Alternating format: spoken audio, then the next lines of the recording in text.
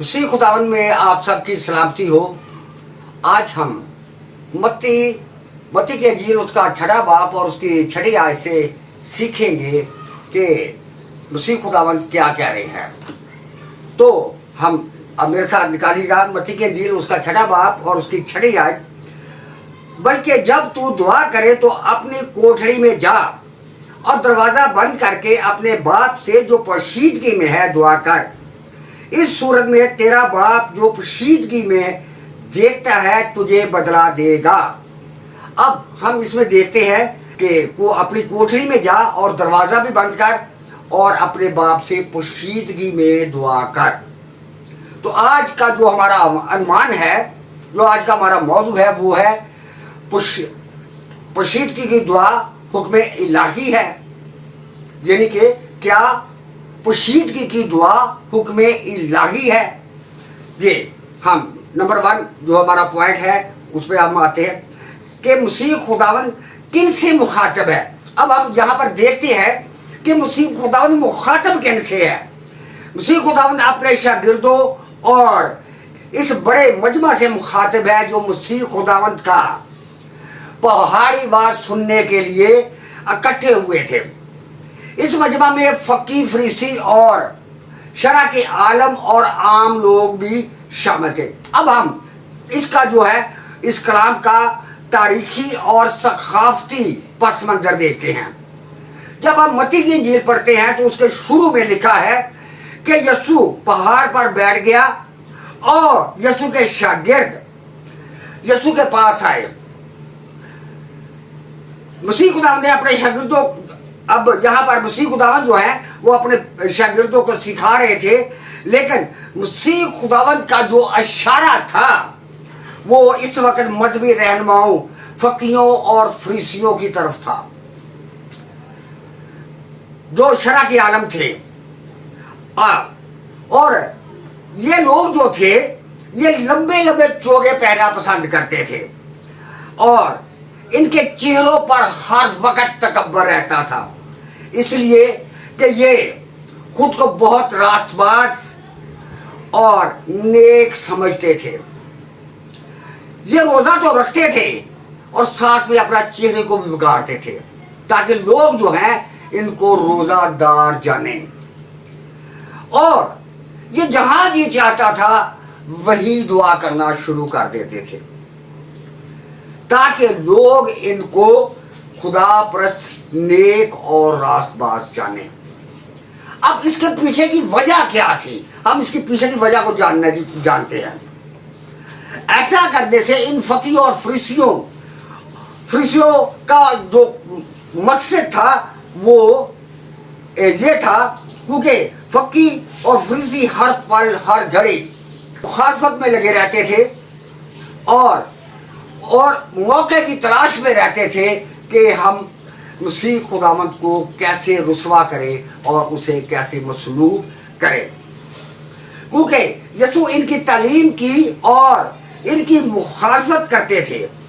ये फकी और फरीसी रास्तों में, चौराहों में और गली के मोड़ों पर जहां लोगों का रश होता था वहां पर दुआ करना पसंद करते थे। इसकी एक खास वजह भी थी। वो ऐसा क्यों करते थे? वो इसलिए ऐसा करते थे ताकि लोग इन्हें नेक और रासबाज जाने और यीशु की बजाय इनका साथ दें और मसीह खुदावंद की मुखालफत में भरपूर जो है वो हमारा साथ दे। ये फकी और फरीसियों की एक चाल थी और वो मसीह खुदावंद को क्या करना चाहते थे? रुसवा करना चाहते थे, मसलूब करना चाहते थे।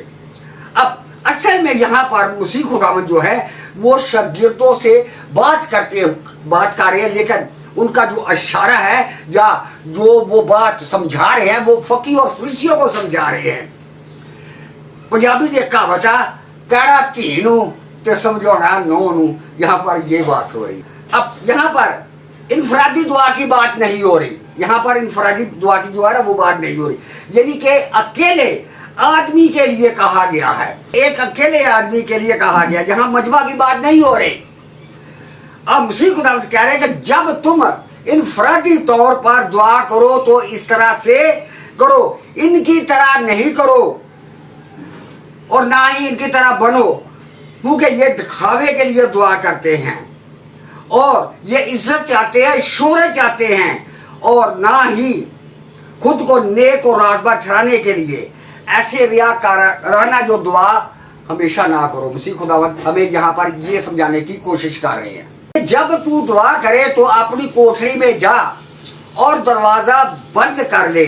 اب ہم یہاں پر دیکھتے ہیں کہ کوٹھری سے مراد کیا ہے. کوٹھری سے مراد صرف اینٹوں کا بنا ہوا ایک مخصوص کمرہ مراد نہیں ہے, بلکہ اس کا روحانی مطلب بھی ہے تنہائی اور خاموشی. کوٹھری ایسی جگہ کو ظاہر کرتی ہے جہاں انسان دنیا کے شور و گل اور اپنی فکروں اور پریشانیوں سے آزاد لوگوں کی نظر اور دکھاوے سے الگ ہو کر خدا کے سامنے آئے.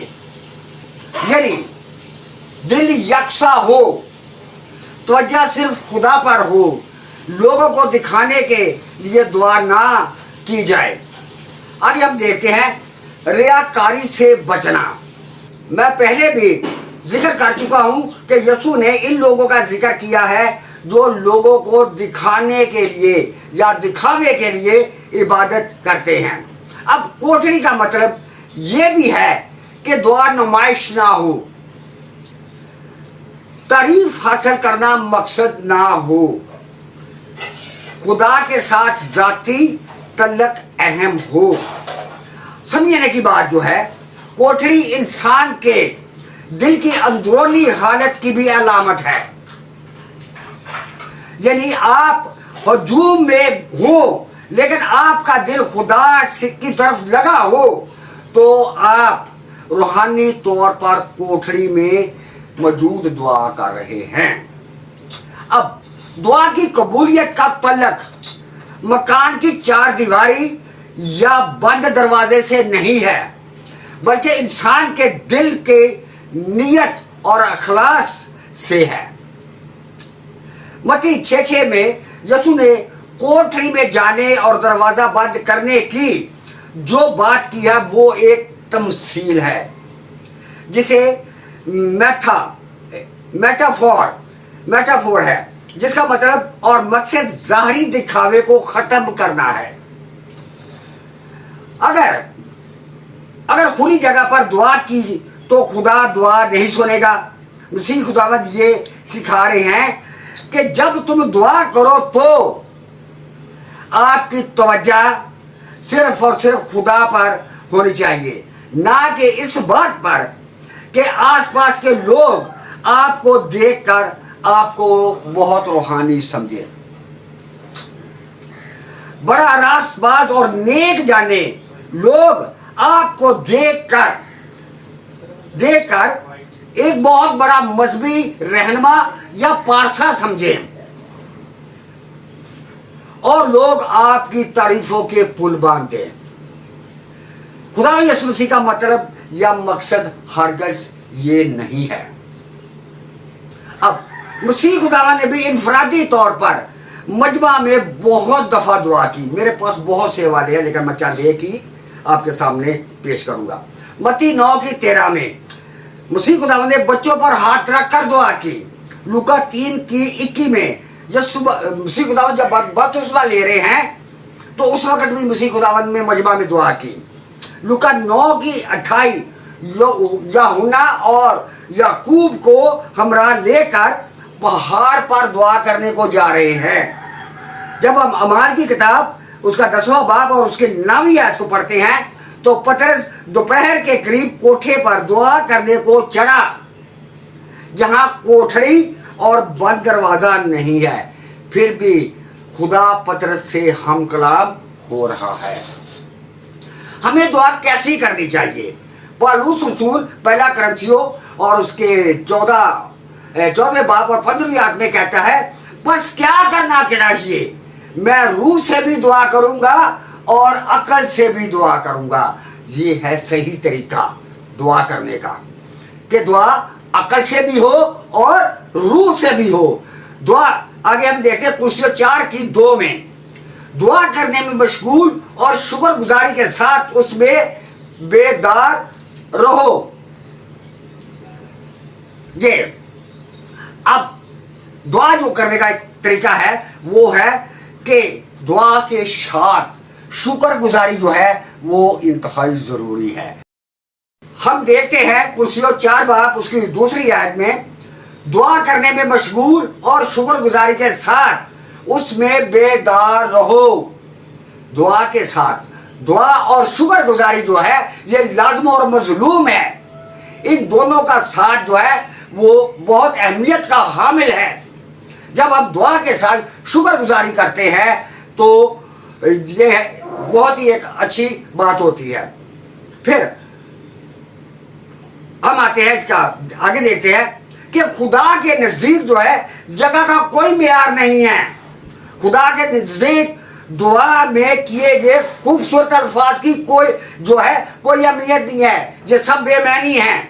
اگر آپ کہیں بھی کسی جگہ پوری ایمانداری اور اخلاص نیت سے خدا سے التجا کرتے ہیں اور آپ کا مقصد لوگوں کو متاثر کرنا نہیں ہے بلکہ خدا سے بات کرنا ہے تو وہ یعنی خدا آپ کی دعا کو سنے گا اور قبول کرے گا.